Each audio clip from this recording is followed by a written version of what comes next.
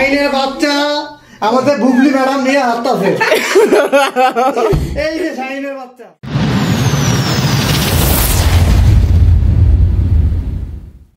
খুব খারাপ লাগছে ম্যাডাম, তাই আমি সিদ্ধান্ত নিয়েছি আমি আপনার বাচ্চা দিব। তার জন্য তুই আমার বাচ্চা দিবি? তোর মতো ছোট লোক আমার বাচ্চা দিব? ম্যাডাম আপনার তো একটা বাচ্চাই প্রয়োজন, একটা বাচ্চাই তো দরকার। একটা বাচ্চার জন্য কত কষ্ট করতেছেন আপনি কি মাডাক শুনছেন?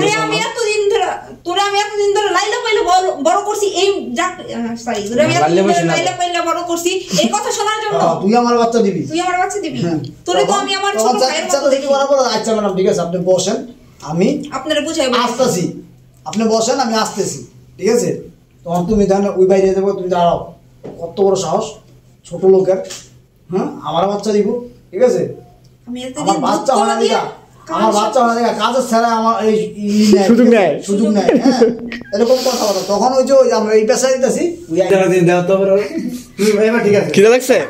আচ্ছা এটা আমরা সিন শেষ করি নাকি? এটা সে জয়েন করবে আপনি দাঁড়ান। আরে মুইতে তো তো নিশ্চিত দাও যে ঠিক আছে।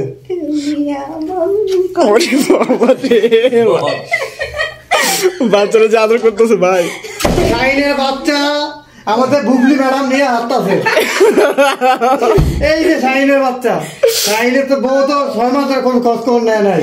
তা এই যে দেখো শাইনের বাচ্চা, সতীর্থ বাচ্চা, শাইনের সতীর্থ বাচ্চা, বাচ্চারা সতীর্থ আছে। শাইন ভাই এই কতটুকু সত্য কথাটা?